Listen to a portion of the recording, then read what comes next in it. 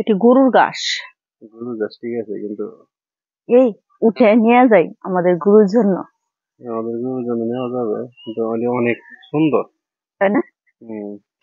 এই মাটির তলে কিন্তু ভুট্টা গাছ আছে না, জি, ভুট্টা গাছে কাইটিয়া শেষ করে দিছে। এখন আলবানির পরে ওই যে আবার নতুন করে মানে ওই কেরুল মেরুল ডিবরি আছে না, গুড়া গাড়াড়ি, ওই দিকে রোপণ হয়েছে। ভালো ওইটা কি? আরে না, বোকা, আরে ওটা আলাদা লাগাইছে। তুমি জানো না? ওইটা আলাদা লাগাইছে, আলাদা। ওইটা আলাদা একটা মুড়াই নিয়ে এই জায়গায় লাগাইছে, আমি দেখছি। তারপরে এই গাছ হয়েছে, এটা আলাদা। ভুট্টা গাছের কি এরকম হয়? ভুট্টা গাছ বলতে আমি ভাবছিলাম যে মুরাড়ি আছে না, ভুট্টা গাছের মুরাড়ি মনে হয় যে এমন করছে আর কি, মুরাড়ি দিয়ে। তাই হইতে পারে। অনেক অনেক সুন্দর, খুব সুন্দর লাগতেছে। আমি একটা ছবি তুলবো। ছবি তুলবা? জি, তোলা যাবে, কিন্তু আমি এখানে বসে থাকবো, তারপরে তুমি একটা ছবি তুলবো।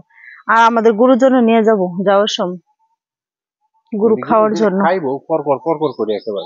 একবারে নরম। এই যে দেখো, এই যে একবারে নরম। কি অবস্থা! খার গরু আছে, অবশ্যই নিতে পারেন এই গাছ।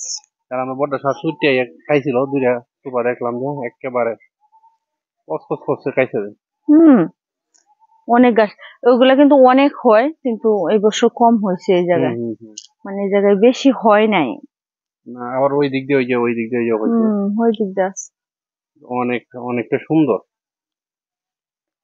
আমি কিন্তু গুড়ির ইচ্ছা করলে তুমি কামড় দেখাইতে পারো, যে এক মাইন্ডে আছে না, মাইন্ডে মিষ্টি মিষ্টি লাগে। তাই অনেকে খায়, আমি খাই না। তুমি আর আমার বাইল দিতে হইব না, বাইল দিয়ে গরুর খাদ্য আর খাওয়াইতে হইব না। অনেকে খায়, আল্লাহ বুঝো কি অবস্থা। ওইটা কি পানি দেয় না? পানি দিবে, পানি আছে তো। ওই যে পানি, উমা পানি একদম পানি তো গরম না, গরম গরম। এই যে রোদ্রের জন্য, এই যে উমা কত কড়া একটা রোদ্র আছে না। কি অবস্থা দেখো। আর এখন তো বৃষ্টি হইতেছে না, এই বৃষ্টির জন্যই তো এই অবস্থা। বৃষ্টি তো আর হওয়ার সম্ভাবনা নাই এখন, এই মুহূর্তে না বৃষ্টি। আজকে দিন একটু আবহাওয়াটা অন্যরকম, দিনে মানে আসতে পারে বৃষ্টি। মেঘলা মেঘলা ভাব আছে, কিন্তু হয় না কি বৃষ্টি হয়ে রয়েছে, বড় ব্যবসা। ওই পাশে আবার করছে না, ওই পাশে যে বড় হয়ে গেছে, আবার বড় হয়ে গেছে, উঁচু উঁচু হয়ে গেছে। আর এই পাশে যে ছোট, অনেক বড়।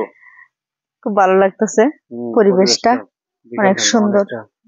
বিকাল বেলা চলে আসলাম, আর বিকাল বেলা একটু হাঁটাহাঁটি করলে আসলে অনেক ভালো লাগে। ওয়েদারটা অনেক সুন্দর। আর এবার ঈদটা যে কিভাবে কাটলো আমি নিজেও বলতে পারি না, কাজে কাজেই চলে গেল ঈদ।